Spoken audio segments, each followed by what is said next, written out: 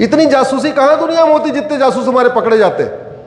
Operation सिंदूर के बाद जासूसों की लाइन लगी हुई है। 80-90 तो हेमंत बिस्व शर्मा जी ने पकड़वा लिया, करीब 50 से ज्यादा बाबा जी ने पकड़वा लिया उत्तर प्रदेश में। लाइन लगी पड़ी है। क्यों? भारत में जासूसी सबसे जघन्य अपराध था। छत्रपति शिवाजी महाराज के समय जो जुडिशल सिस्टम था उसमें जासूसों की एक ही सजा थी, प्रतापगढ़ किले के पीछे वाले दरवाजे पे ले जाके पीछे वाली दीवार पे और वहीं से ढकेलना था 100 फीट नीचे खाई में। रानी अहिल्याबाई होलकर जी का, जिनका हमने कल जन्मदिन मनाया, उनके समय जासूसों की क्या सजा थी? हाथ पैर बांध के नर्मदा जी में पलायन, बोले जाओ तुम यहीं पुण्य कमाओ अपना। और हम जासूस को पकड़ते हैं, फिर तारीख पे तारीख। जासूस कोई सबूत छोड़ेगा क्या? नहीं छोड़ेगा। पुलिस बेचारी परेशान, सबूत कहां से ले आए? जुडिशियल सिस्टम इतना, कम से कम 25 बार गवाही के लिए आना पड़ेगा और पुलिस 25 गवाह भी नहीं पेश कर पाती। जासूस 10-10 हजार में 50 गवाह खरीद लेता है। क्यों? क्योंकि भारत में झूठी गवाही देना अपराध नहीं है, तो कोर्ट में वही गवाह मिल जाते हैं। आपने अपराध किया हो तो आपको गवाह ढूंढने की जरूरत नहीं है, केवल जेब में पैसा होना चाहिए। अपराध की गंभीरता के हिसाब से रेट तय है वहीं कोर्ट में, वहीं खड़े हुए हैं। जैसे अगर ब्लड की कमी हो तो हॉस्पिटल में आपको रिलेटिव ले जाने की जरूरत नहीं, पैसा हो ब्लड वहीं मिल जाएगा। मिलता है नहीं मिलता? ऐसे ही आपने अपराध किया हो तो आपको गवाह ढूंढने की जरूरत नहीं है। बलात्कार किया हो 1 लाख रुपए मिल जाएगा, वहीं कोर्ट में खड़ा खड़ा मिल जाएगा। चोरी लूट झपटमारी किया हो 10-10 हजार में गवाह मिल जाएगा। और गवाही कैसी देगा? इनको मैं पिछले 20 साल से जानता हूं, जिससे आप कभी मिले नहीं हो, क्या लिख के देगा एफिडेविट पे? इनको 20 साल से जानता हूं। और जब ये पुलिस कह रही है चोरी किया, उस समय तो हमारे घर में बैठ के खीर खा रहे थे। क्यों? क्योंकि हमारे देश में चीटिंग, फ्रॉड, फोर्जरी और परजरी सीरियस क्राइम नहीं है। क्योंकि हमारे देश में झूठी गवाही देना गंभीर अपराध नहीं है। तो झूठी गवाही चल रही है। अब झूठी गवाही चल रही है तो मुकदमा लंबा चल रहा है। जो अपराधी है वो 50 गवाह खड़ा कर देता है 10,000 20,000 रुपए में ले आके खरीद के, तो लंबा मुकदमा। तो भारत में जितनी समस्याएं हैं इसमें से कोई लाइलाज नहीं है, इसमें से कोई विश्वव्यापी नहीं है। आप लोग ला के स्टूडेंट्स बैठे हुए हैं, यहाँ ला की फैकल्टीज भी बैठी हैं। एक बार इस पे गंभीरता के साथ चिंतन करना कि भारत की ऐसी कौन सी समस्या है जो पूरी दुनिया में है। भारत की ऐसी कौन सी समस्या है जो लाइलाज है। भारत की ऐसी कौन सी समस्या है जो चीन, जापान, सिंगापुर में भी है। भारत की ऐसी कौन सी समस्या है जो अमेरिका, रूस, जापान में भी है। भारत की ऐसी कौन सी समस्या है जो Arab, Dubai, Kuwait, Abu Dhabi, Bahrain में भी है? नहीं है। और नहीं है इसका मतलब समस्या लाइलाज नहीं है, हमारे यहां चल रही है। इसका मतलब यह हुआ दवाई गड़बड़ है।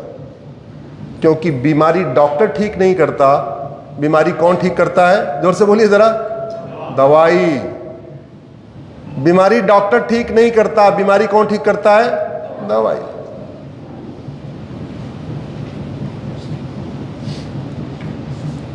हम लोग 15 अगस्त को स्वतंत्रता दिवस मनाते हैं।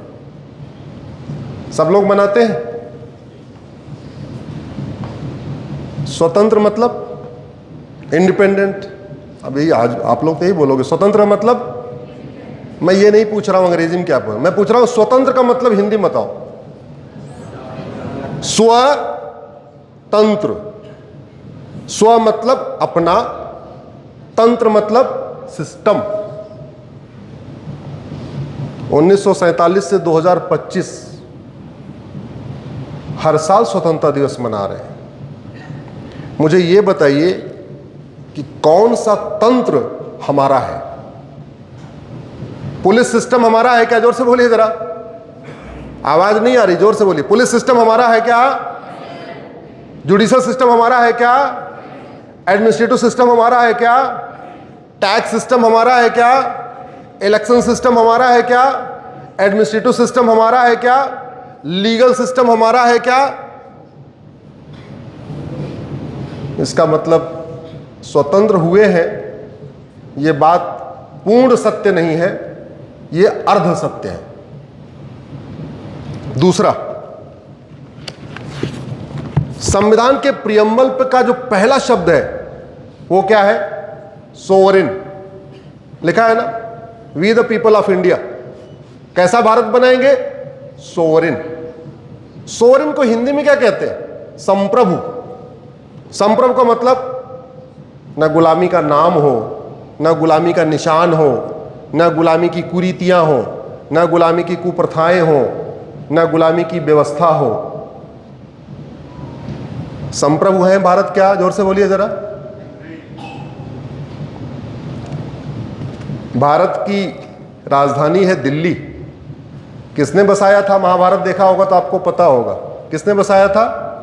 युधिष्ठिर ने।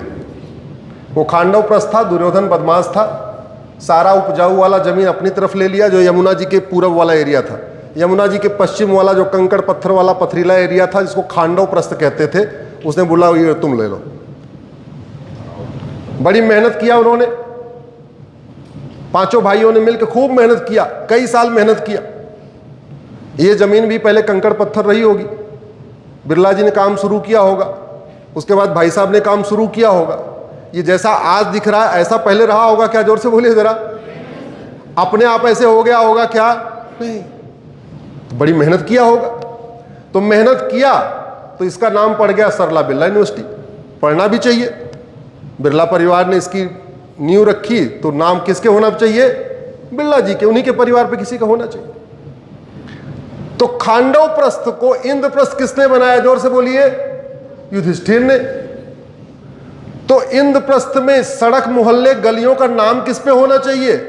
पांडव के परिवार पे।